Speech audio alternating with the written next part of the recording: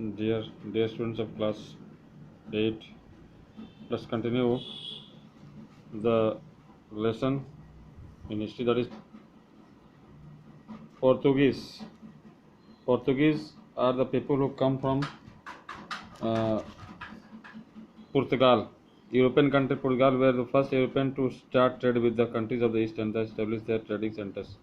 पहला देश था जिसने अपना व्यापार करना शुरू किया पूर्व के देशों से, है ना, which were call factories in India, जिसको हम लोग फैक्ट्रीज कहते हैं, ट्रेडिंग सेंटर किए, है ना, और यहीं पर आप लोग ना अपना भारत में जाकर अपना काम करना, व्यापार करना शुरू किया।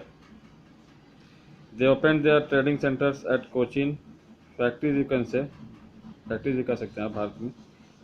कोचीन में गोवा, भारत के कोचीन में, गोवा में, दमन और दीव में अपना वो लोग अपना ट्रेडिंग सेंटर, व्यापार केंद्र खोले। They enjoyed monopoly on Indian trade for about a century, करीब एक शताब्दी तक, करीब 100 साल तक वो लोगों ने अपना एकाधिकार रखा भारत के व्यापार पर।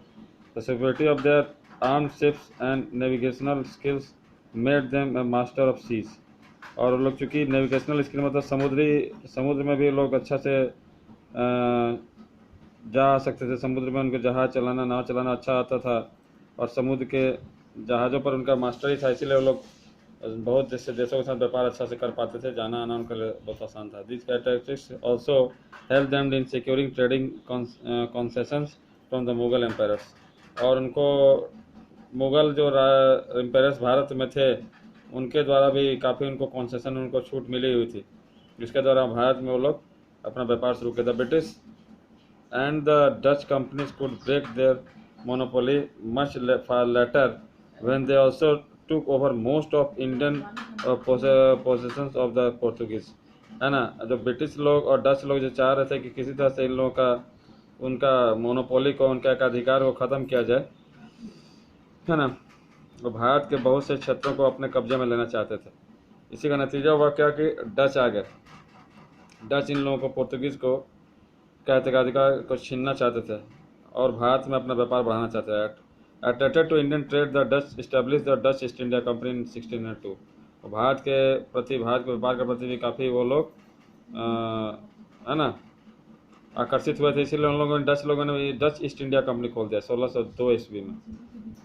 The establish their trading centres at Pulicat, Surat, Chinsura, Kasimbazar, Patna, Nagapattinam and Cochin. Patna में भी, नागापट्टनम, कोचीन, कासिम बाजार, सूरत, पुलिकट में, इन सभी जगहों में अपना केंद्र खोला, व्यापार केंद्र।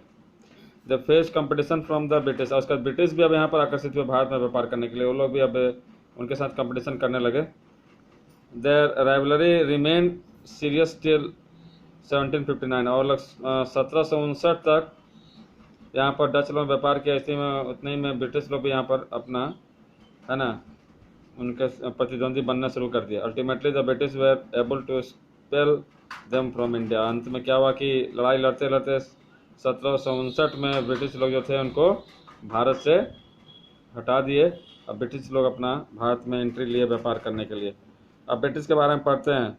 Success of Portuguese and the highly profitable trade with India attracted the British towards India, है ना। पोर्तुगीज़ का जो सफलता था और इन लोग को काफ़ी प्रॉफिट मिला, इससे उनके प्रॉफिट को देखकर ब्रिटिश लोग काफ़ी भारत के प्रति आकर्षित हुए। By royal character granted by Queen Elizabeth I of the Britain 31 January 1600 the British East India Company was established, है ना। क्वीन एलिजाबेथ फर्स्ट जो थी, वहाँ की महारानी थी ब्रिटिश के, उन लोगों ने इनको विश्वास के रूप में इस कंपनी को अपना एक हक दिया, एक नया कंपनी स्थापित किया, ब्रिटिश ईस्ट इंडिया कंपनी 31 दिसंबर 1600 ईस्वी में।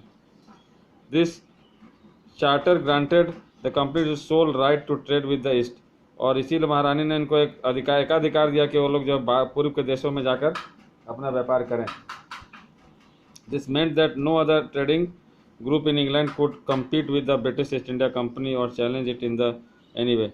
इसका मतलब ये था कि महारानी विक्टोरिया एलिजाबेथ जब उनको दे दी थी एकाधिकार, इसका मतलब कि अब दूसरी कोई कंपनी ब्रिटिश का इसके साथ प्रतिस्पर्धा नहीं कर सकता है और वहाँ पर अपना हक नहीं दिखा सकता है। बस एक ही कंपनी जो थी, ब्रिटिश इंडियन कंपनी, वही यहाँ पर व्यापार कर सकती थी। With the grant of the charter the company could venture across the oceans looking for new lands from where it could buy goods to cheap rates and carry them back to Europe to sell at high price। और लोग अब इनको जब अधिकार मिल गया तो पूरा भारत सहित और भी पूर्वी देशों जहाँ तहाँ वो लोग पूरा है ना समुद्र मार्ग से घूमने लगे पूरा, और ताकि उनको कहीं उनको जो है उनका उनका जो चीप रेट में उनको कच्चा माल मिल जाए और उसी को बनाकर वहाँ के बाज़ारों में यूरोप में बनवा कर यहाँ के बाज़ारों में हाई प्राइस में बेच सके।